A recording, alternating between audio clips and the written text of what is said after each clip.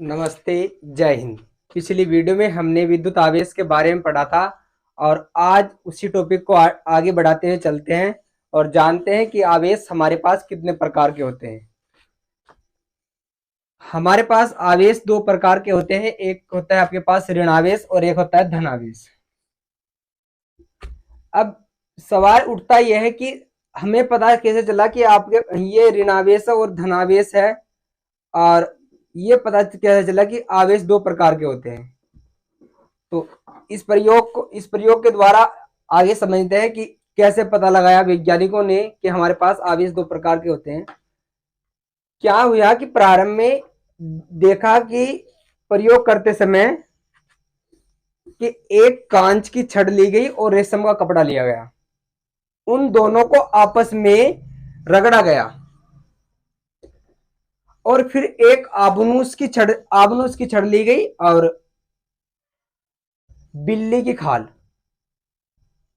ली गई। उन दोनों को आपस में रगड़ा तो उसमें उन दोनों में ही कुछ परिवर्तन देखने को मिला।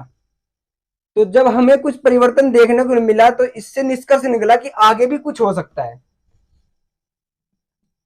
तो देखा यह गया कि फिर बाद में कांच की छड़ को रेशम के कपड़े से रगड़कर और उसे एक डोरी में लटका ले रहा। ये आपके पास समझो कि आपके पास छड़ नंबर 1 है और ये छड़ आपके पास वो नहीं है। ये छड़ ओनली आपके पास तब है जब कांच और रेशम की है।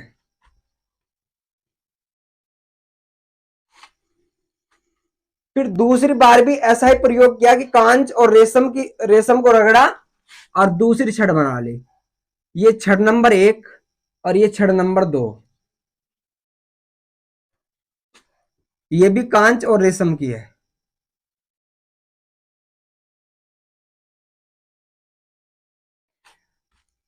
तो इन दोनों छड़ों को जब एक दूसरे के पास में लाया गया तो देखा ये कि ये छड़ एक दूसरे से दूर हटती है।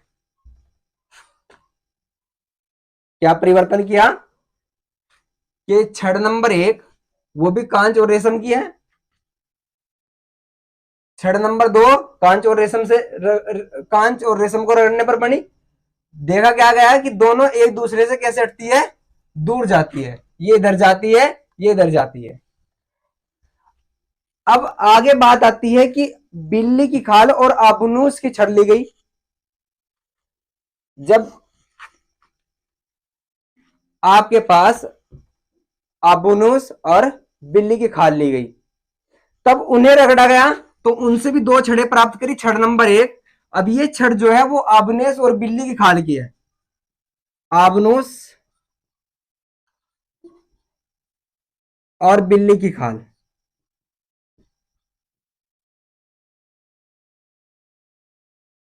ये भी। तो देखा यह गया कि जब ये आबनूस और बिल्ली खाल ली गई, दोनों छड़ें उससे मिलाकर बनी, तो ये भी आपस में दूर हटती है, नजदीक ये भी नहीं आती। अब सवाल पैदा यह होता है कि दोनों छड़ दूर दूर क्यों भाग रही है। तो इसका मतलब है कि अगर ये छड़ दूर दूर जा रही है तो इन छड़ों पे, इस पे छड़ पे भी समान आवेश है, ऐसा ही आवेश इसके पास है और ऐसा ही आवेश इसके पास है। अब आगे सफल प्रयोग करते समय एक छड़ इसमें क्या करा कि अबनेस और बिल्ली की ली गई और दूसरी छड़ क्या कर दी गई कि ये कांच और रेशम की, ये कांच और रेशम की छड़ ली गई। तो जब इसमें परिवर्तन किया कि ये है अबनेस और बिल्ली की खाल की छड़ और ये है कांच और रेशम की, तो इसमें क्या परिवर्तन हुआ कि ये एक दूसरे के समीप आती गई।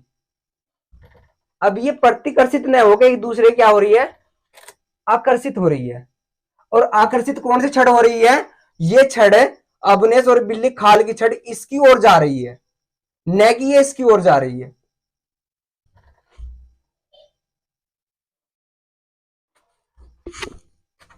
तो इसके पास कांच और रेशम की छड़ के पास इसका मतलब होता है धनावेश।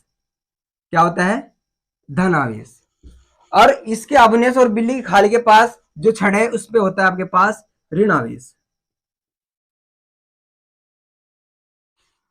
इसी प्रयोग के द्वारा देखा जाएगा कि हमारे पास आवेश कितने प्रकार के होते हैं, दो प्रकार के। नंबर एक धनावेश, नंबर दो ऋण आवेश। आधुनिक फिजिक्स में इन प्रयोगों को न मानते हुए जो आवेश माने जाते हैं वो इलेक्ट्रॉनों के हिसाब से माने जाते हैं। उसमें क्या होता है कि हमारे पास कि जिस वस्तु पे जितना अधिक इलेक्ट्रॉन होंगे वो उतनी ही ऋणावेशित होगी। जिसके पास क्या होंगे, इलेक्ट्रॉन होंगे, वो क्या होगी, ऋणावेशित। और जिसके पास इलेक्ट्रॉन की कमी होगी वो क्या होगी, धनावेशित।